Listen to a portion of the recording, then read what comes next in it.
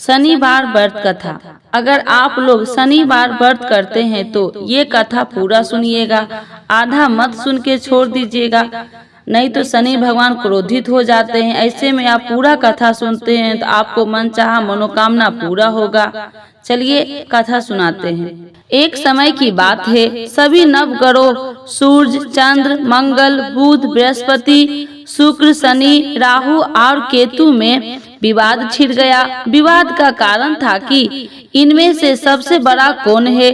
कोई निर्णय न होने पर सभी देवराज इंद्र के पास निर्णय कराने पहुँचे। इंद्र किसी एक पक्ष का नहीं ले सकते थे, इसीलिए उन्होंने निर्णय देने में अपनी असमर्थ जताई। परंतु उन्होंने उन सबको पृथ्वी पर राजा विक्रमादित्य के पास जाने की सलाह दी, क्योंकि राजा विक्रमादित्य अति न्यायप्रिय थे। इंद्र ने कहा कि वे ही सबका निर्णय कर सकते हैं। इंद्र की सलाह से सभी ग्रह एक साथ राजा विक्रमादित्य के पास पहुँचे और अपने आने का कारण बताया। राजा इस समस्या से अति चिंतित हो उठे, क्योंकि वे जानते थे कि अगर उन्होंने किसी एक को बड़ा बताया दिया तो बाकी ग्रह कुपित हो जाएंगे। तब कश्यप पीतल, सीसा, रंगा, जस्टा, अभर्ग और लोहे से सिंहासन बनवाए और उन्हें इसी क्रम से रख दिए। राजा विक्रमादित्य ने उन सब से निवेदन किया कि आप सभी अपने सिंहासन पर स्थान ग्रहण करें। जो भी अंतिम सिंहासन पर बैठेगा वही सबसे छोटा होगा। लोहा सिंहासन सबसे अंत में था, इसी अनुसार और लोहे सिंहासन पर बैठने वाला सबसे छोटा हो गया। शनिदेव सबसे अंत में लोहे सिंहासन पर बैठे तो इसीलिए वही सबसे छोटे कहलाए। शनिदेव को लगा कि राजा ने यह जानबूझकर किया है, इसीलिए उन्होंने कुपित होकर राजा से कहा, राजा तू मुझे नहीं जानता। सूर्य एक राशि में 1 महीना, चंद्रमा 2.25 महीना 2 दिन, मंगल 1.5 महीना, बृहस्पति 13 महीना व बुध और शुक्र 1 महीना विचरण करते हैं, परंतु 2.5 से 7 साल तक रहता हूँ। शनिदेव क्रोधित होकर कहने लगे कि श्री राम की 7.5 आने पर उन्हें वनवास हो गया। रावण 7.5 आने पर वह वानरों की सेना से परास्त हो गया। अब तुम सावधान रहना। ऐसा कहकर शनिदेव वहां से चले गए। इसके बाद अन्य देवताओं ने भी वहां से प्रस्थान कर लिया। कुछ समय बाद राजा की 7.5 आई। तब शनिदेव घोड़े के सौदागर बनकर वहां आए। किसी ने राजा को सूचना दी कि कोई घोड़ा का सौदागर आया है तथा उसके पास जो घोड़े हैं वो बहुत बढ़िया है। राजा ने यह समाचार सुनकर अपने अश्वपाल को उस सौदागर से घोड़े खरीदने को आदेश दिया। अश्वपाल ने कई अच्छे घोड़े खरीदे। वह एक सर्वोत्तम घोड़े को राजा को सवारी हेतु दिया। राजा जैसे ही उस घोड़े पर बैठा वैसे ही वह घोड़ा भागकर वन की ओर चला गया। वन में काफी अंदर पहुंच वह घोड़ा गायब हो गया और राजा भूखा प्यासा जंगल में भटकता रहा। भटकते भटकते राजा को बेहद प्यास लगी। तब एक ग्वाले ने उसे पानी पिलाया। राजा ने प्रसन्न होकर उसे अपनी अंगूठी दे दी। वह अंगूठी देकर राजा आगे चल दिया और नगर में पहुंचा। वहां उसने अपना नाम उज्जैनी निवासी बीगा बताया। वहां एक सेठ की दुकान से उसने जल इत्यादि पिया और कुछ विश्राम भी किया। भाग्यवश उस दिन सेठ की बड़ी बिक्री हुई। सेठ खुश होकर उसने एक खूंटी देखी जिस पर एक हार टंगा था। राजा ने देखा कि खूंटी उस हार को निगल रही है और थोड़ी देर में पूरा हार गायब हो गया। सेठ ने समझ कि बीका ने हार चुराया है। उसने बीका को कोतवाल के पास पकड़वा दिया।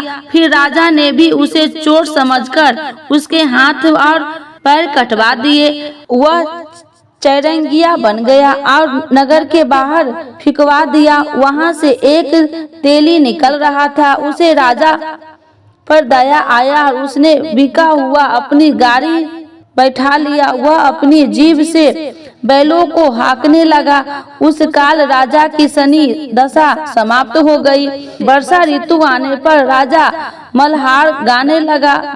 तब वह जिस नगर में था वहीं की राजकुमारी मन भावनी को वह इतना भाया कि उसने मन ही मन प्रण कर लिया कि वह उस राग गाने वाले से ही विवाह करेगी। उसने दासी को राग गाने वाले को ढूंढने के लिए भेजी। दासी ने बताया कि एक चौरंगिया है, परंतु राजकुमारी न मानी।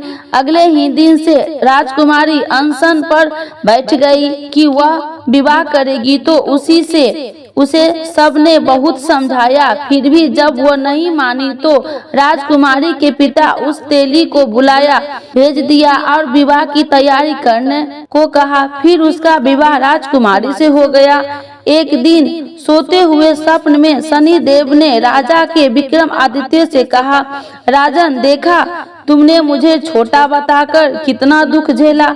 तब राजा ने उनसे क्षमा मांगी और प्रार्थना की, हे शनिदेव, जैसा दुख मुझे दिया है किसी और को न दे। शनिदेव मान गए और कहा, जो मेरी कथा और व्रत करेगा उसे कोई दुख न होगा तथा वो नित्य मेरा ध्यान करेगा और चींटियों को आटा डालेगा, उसके सारे मनोरथ पूर्ण होंगे। साथ ही शनिदेव राजा को उसके हाथ पैर वापस दे दिए। प्रातः आंख खुलने पर राजकुमारी ने जब राजा को देखा तो आश्चर्यचकित रह गई।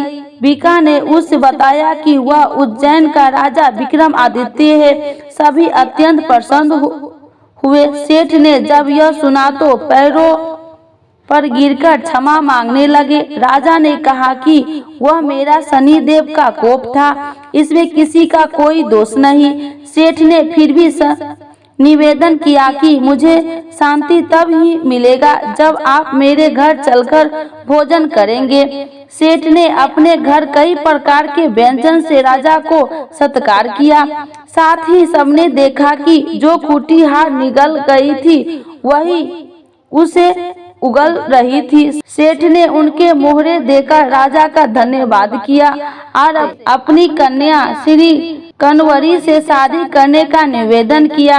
राजा ने सहर्ष स्वीकार कर लिया। कुछ समय पश्चात राजा अपनी दोनों रानियां मनभावनी और श्री कनवरी को उज्जैन नगरी के लिए निकल पड़े। वहां नगर वासियों ने सीमा पर ही उनका स्वागत किया। सारे नगर में दीपमाला हुई, सबने खुशी मनाई। राजा ने घोषणा किया कि मैंने शनिदेव को छोटा बताया था, जबकि असल में वही सर्वपरि है। तब से सारे राज्य में शनिदेव की पूजा और कथा नियमित रूप से होने लगी। सारी प्रजा ने बहुत समय खुशी और आनंद के साथ बिताया।